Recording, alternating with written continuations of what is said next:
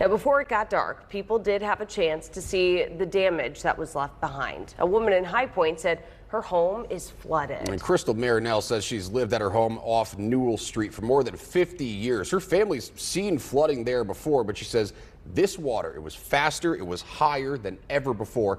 Our Cassie Fambro was out there checking things out for us. Cassie, is there still anything in particular that stopped up that water?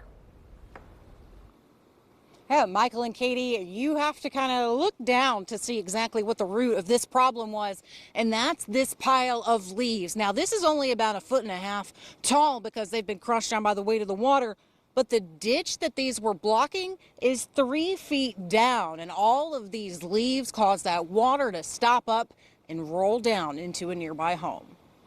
Plugged up, it came all the way. It was about 1 foot high. Crystal Marinell showed us the path of the floodwaters in front of her house, first rising over the clogged leaves in a street-side ditch, flowing down her driveway and then into her front door Tuesday afternoon. And then my son went out there and got the leaves out with the hand. During the downpour, her son pulled as many leaves out of the drain as he could, but it was too late and the water was too fast. Like a river.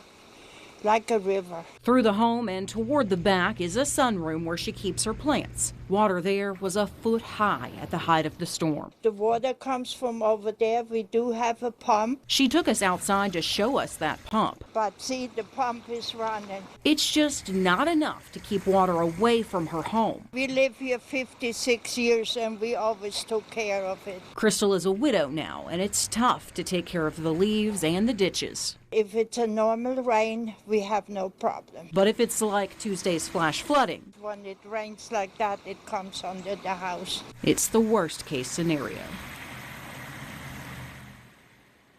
And I reached out to officials with the city of High Point, and they told me they're going to send a crew out here to assess the situation and see if these leaves and these drains are the city's problem or the homeowner's problem. Live in High Point, Cassie Fambro, Fox 8 News. And Cassie, water didn't just